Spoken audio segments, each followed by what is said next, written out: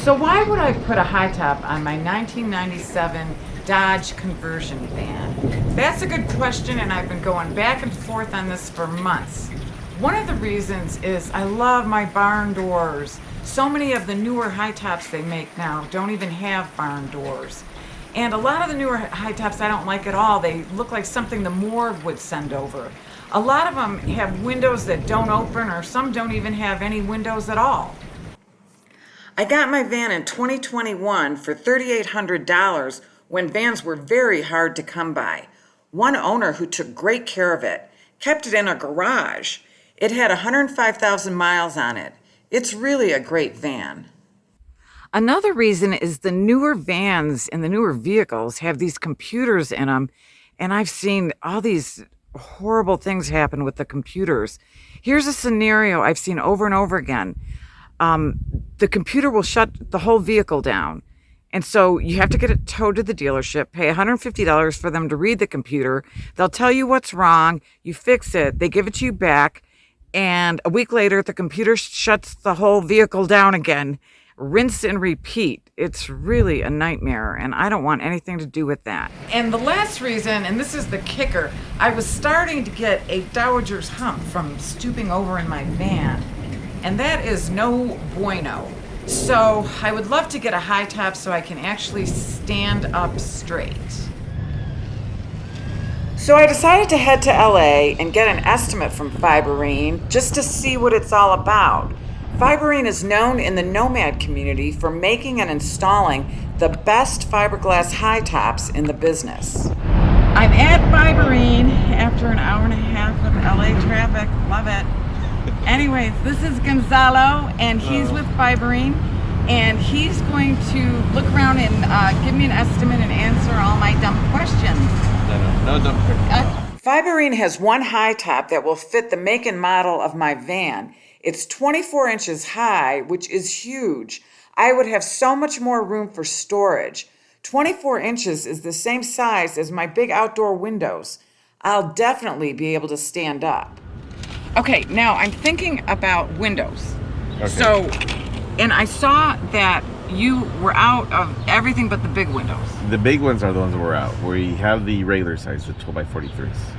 So that'll be perfect for this van. Okay, so like I'm thinking about one here and one there. Yeah.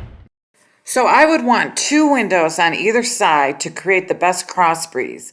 Gonzalo says he can leave parts of my ceiling for storage purposes. So about 30 inches here, keep that. Yeah. 30 inches in the back, keep that. Okay. What about reinforcing it? I should probably do that if I'm going to have any kind of panel on top. If you're going to do the solar, then yes. Okay. We recommend the reinforcement on the ceiling. And how does that work? It's just 1/2 inch OSB plywood stuck on the ceiling. Well, it's not stuck, but it's fiberglassed into the ceiling. Oh. So it's not just like glued on or just pasted on, but it's in the manufacturing process. And then what about the sides? They have nothing? There's an option to run 1x4 pine strips on the sides. That's if you want to do some cabinetry or screw something into like these little. I think I would go with that things. because you never know. Yeah, your AC work here. Yeah, it does. But Okay. you know, it's so funny because one time I drove, I never use it, and my friends were. I had a friend who was like sitting right there, and she's like, "It's hot back here. Turn on the AC." And I'm like, "Yeah, it was added on after this stuff." Oh, And so I turned it on, and all this dust came out her head. Okay. Do you think you can do it? Yeah. Okay. The connections are there. Usually you'd have to take off the solar panels on your roof before they put on the high top. But Gonzalo says my solar is easy and he'll do it for me, which is great because I don't know anyone in LA who could do that for me. I painted it white because it's black. Gonzalo showed me their own Fiberine van and what reinforcing the roof and the sides would look That's like. the wood on the sides right there. Oh, nice. And the wood on the ceiling on this one, we actually start from that little bump that you see there, all the way back. Oh, yeah. This van has a 20-inch high top, so mine will be even bigger at 24 inches. Oh my God, I'm standing up. Unbelievable. Oh, yeah. That's the large one? This is the regular size, 12 by 43. That's the one I'm getting? Yes. Okay. Oh, that'll be nice. Yeah, Get a nice breeze. Oh, yeah. Gonzalo's father started Fiberine 42 years ago. You might pay a little more for a Fiberine high top, but everyone I know who's gotten one is super happy with it. Here's the estimate. Mine cost a bit more because I want 2 windows and I want the roof and the sides reinforced. Right now, Gonzalo says they are about 2 weeks out to get a high top. I would need to pay 50% down for them to make the mold, then pay the other half when it's finished. So after all that, I still don't know if I should put a high top on my van. My Dowager's hump, thanks to my nomad friends for reminding me not to stoop, is pretty much gone.